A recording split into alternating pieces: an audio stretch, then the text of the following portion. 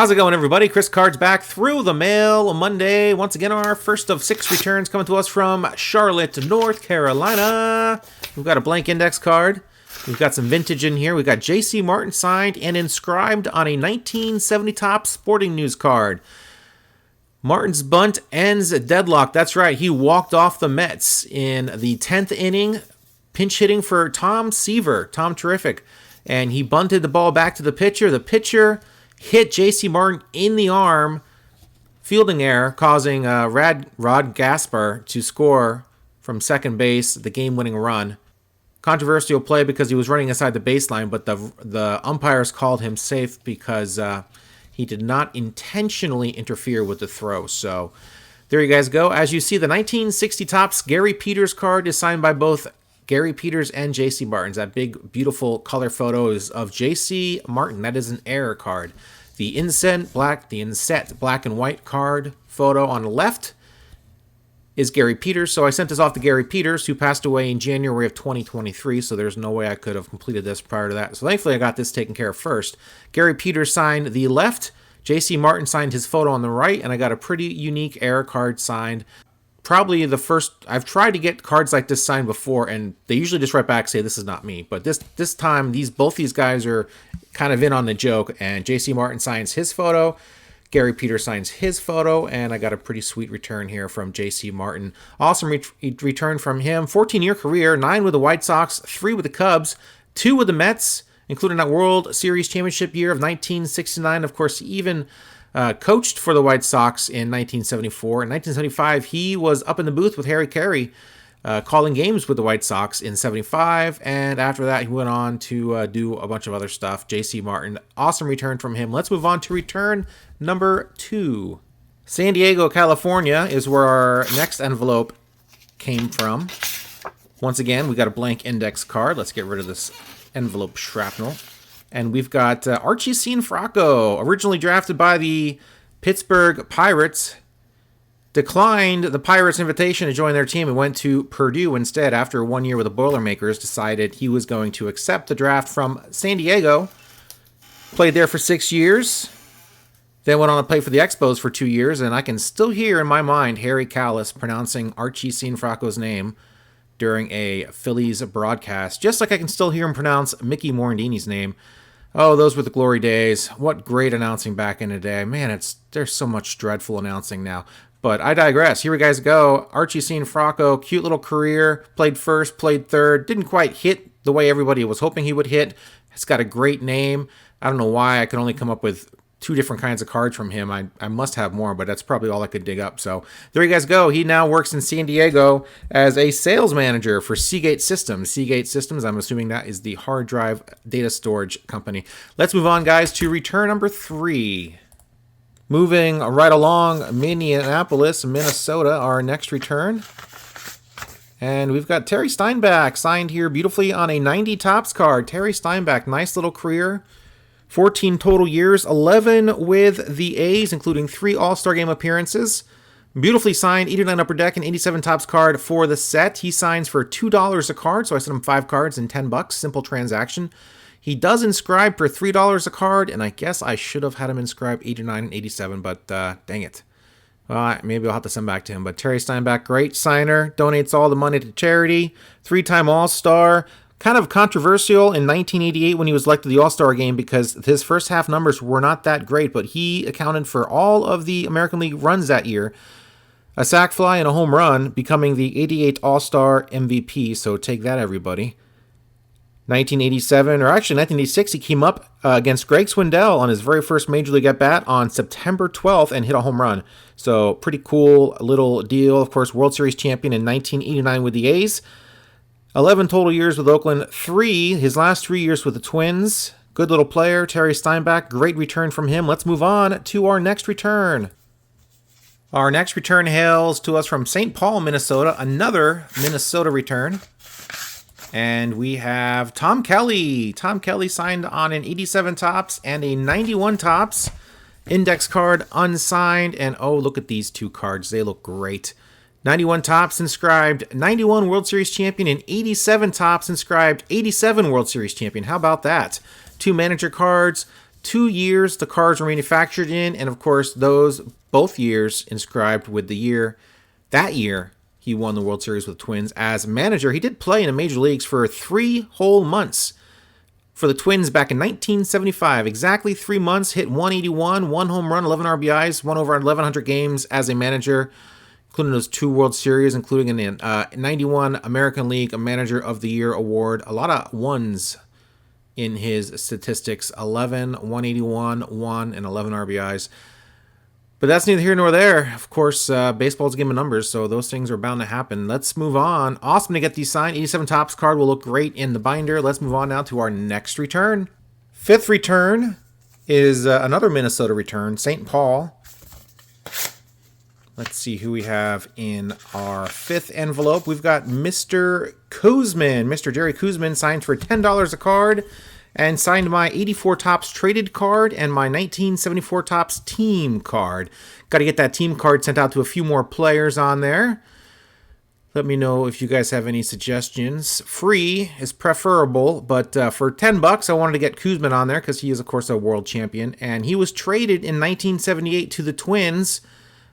And a player to be named later was Jesse Orozco, who came from the Twins and, of course, recorded the final out of the 1986 World Series. So next time the Mets would win a World Series. 2 World Series in an entire franchise history. That's not many. Come on, guys. Let's do it. Let's do it again, Mets. 12-year Met career, 19 years overall, 2-time All-Star. And there you guys go. 2009, spent 6 months in the slammer because of tax fraud or not paying taxes. He said he was, quote-unquote, suckered by anti-tax rhetoric, which makes me think that Jerry Kosman's kind of dumb. Hopefully he claims those $20 he earned off me. Let's move on to our 6th and final return of the day. All right, my friends, our final return comes to us from Hartford, Connecticut. And we have... Oh, boy. We have Linda Ruth Tosetti signing some Babe Ruth cards for me. Now, I saw people getting these back, and I kind of rolled my eyes like, eh. And I saw how nice her signature was, and her mother's Dorothy. Dorothy, of course, the daughter of Babe, his only biological daughter. And I said to myself, you know what? I got these Babe Ruth cards. Let's send them off, and here they are. And I got them back, and they look pretty good. I'm glad I did this. These cards aren't, worth $1 million anyway, so pretty cool. Pretty cool having someone named Ruth sign a Babe Ruth card, legendary, mythical almost baseball figure. 1962 Topps Babe as a Boy card, as you see there. Of course, that's a remake. If you want to see a real, honest-to-goodness 1962 Venezuelan version of that card, Come Up Egg just put up a video finally. Put up a video a couple days ago, yes, yesterday actually, so with a real 62 Topps Babe as a Boy, graded, a Puerto Rican one by PSA. Go check out that video. He's basically buying up like PSA 1s of like mantles, and for whatever reason they look great, so it's a pretty good idea. It's all about eye appeal, my friends. Anyway, Linda Ruth basically is trying to get her grandfather's number 3 retired baseball wide, and I don't think that's going to happen. But she does go around to SABR and the Hall of Fame and a lot of other these institutions and does speaking engagements and talks about her grandfather and throws out a bunch of first pitches. And she actually looks like Babe Ruth, so... And there you guys go. I had 3 cards, and I found, I think, 1 or 2 more, and I said, to hell with it. I'm going full Monty on this one. I sent them all, and I think they came out good. Let me know what you guys thought of this return. And that does it for this week's Through the Mail Monday. Hope everyone enjoyed this week's returns, and hope everyone out there had a great weekend. Opening day next Thursday. Looking forward to it. I will be in Vegas for the International Pizza Expo. I will be enjoying a lot of pizza. Last year I took a photo of every slice of pizza I ate during the expo for those 3 days. I was going to do a montage for you guys and just show you some of the stuff I was throwing in my body. And of course, that's another one of those video ideas that just, it never happened. But I got the video. It's sitting there on it's sitting there in my folder. I guess I could do something with it, but I just haven't done it yet. So maybe I will, maybe I will do it. I don't know. It's good pizza. It's a good pizza. Pizza Expo, come on, use your imagination. It's 10 times better than whatever you can imagine. It's wonderful. So Thursday night, we'll be flying back here to wonderful Oregon. And, of course, Thursday afternoon, I do believe the Mets are playing. It'll be a tough matchup against Sandy Alcantara and the Miami Marlins. Mad Max going for the Mets with his 2 different colored eyes. And I hope the Mets win. I will be sitting at a sports book, maybe. We'll see about that. But that's the plan so far, is to be sitting at the sports book watching opening day, which I've never done before. And I figured I probably won't get any more chances to do it, so I'm going to give that a shot. Find me a nice sports book to hang out in and enjoy opening day. Enjoy the Mets. Maybe lay a bet or two. So that is it. Not much else going on. Not much else to say. Just we had one day of nice weather last week, and it was glorious. I had the windows open. I was cleaning the house. I was boxing stuff up and making room. And it's been raining ever since that day. So we're getting there. We're getting to the glory days of the Oregon weather, which is some of the best weather in the country for about 3.5 months. So looking forward to that. Hope everyone out there has a great week. Thanks for watching. Really appreciate it. Hit that subscribe button if you're not subscribed already. I do this every single Monday.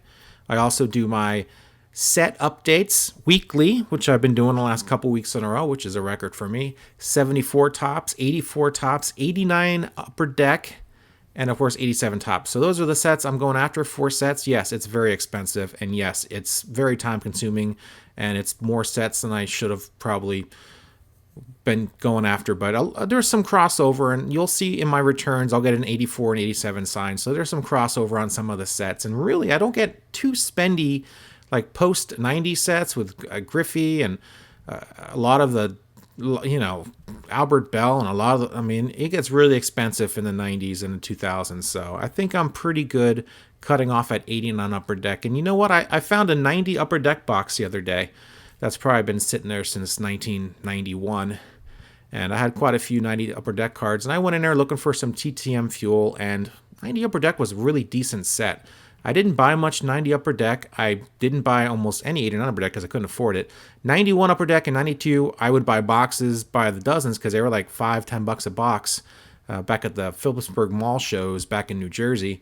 And but they'd always be like $5 a box, and I'd just buy them and just be swimming. I'm swimming in 91 upper deck and 92 upper deck, but 90 upper deck, I had there's about 600 cards in there, I think. So I must have opened up a box at some point later on in my life when I could afford it, and going through those, and I found a Robin Ventura and a few others, and Deion Sanders, and some pretty cool cards that I forgot about. So 90 upper deck is underrated, I think. 92 upper deck, a lot of awesome photography, brighter cards. I really like that as well. So I'm talking about like having too many sets I'm chasing, and at the same time I'm looking at these other cards, and I'm like, well, if I'm setting an 89 upper deck so-and-so, he's also got a 90 upper deck card. I can send that too, and yeah, can't do that, because then you start getting into Nolan Ryan, and a lot of these other guys are cost a lot of money, and you just got to be like, okay, Chris, stop. You have a problem. So, like I said last week, everything was cluttered. My collection, I'm discouraged by it. It's taking up too much of my space, and the space is giving me anxiety. I said that last week. So I've been really taking care of some stuff. I've been putting boxes away. I got 2 or 3 totes of just unopened product. I don't know what to do with it. I don't want to open it. I don't want to sell it. I just need it out of my face. So I put like 2019 holiday boxes, mega boxes in there, and 2017 update, and 2018 update, and blasters, and fat packs, and hangers, and everything. I just put in totes as nicely as I could, tucked him into a empty closet. So I'm looking around right now as I'm talking to you. I'm just looking at my other stacks of stuff. I got 4 or 5 boxes of TTM fuel. I think I'm going to switch to a monster box and convert all my TTM fuel into a monster box. I'm going to alphabetize it. So if I'm looking for a certain player that I know signs, I can find it easily, as opposed to just thumbing through cards endlessly, which I do too much of. So I see the light at the end of the tunnel, and I'm very happy, very excited about it. So that's an update to my clutter situation for those that listened that long last week. So anyway, that's it for me. This video's always gone on way too long, and don't mean to keep you here. Obviously, your own free will. You can leave anytime you want, but talking to nobody here. I used to talk yeah, my mom watches every now and then. My sister watches too every now and then. I think they like to let me know that they watch. I don't think they really watch though, but whatever. My dad did watch for a while, and he's no longer with us, so I would say stuff about like old timers and how old these guys were. Like, oh, he's 81. My dad's sitting at home, watching this on YouTube, and it's like he's 83, and I'm like, I would catch myself because I'm like, he's gonna hear that and be like, crap, I'm 80. I'm old. He's talking about me. So I was always trying to, curb my enthusiasm when it came to, calling these old timers, especially when they were getting in the 80s or whatever. And well, I guess I don't have to do that anymore, but I guess that's probably a good habit to not do that because, it's no one wants to be reminded of their own mortality. So anyway, that was super random. Thought I'd throw that in there. That's it, guys. See ya.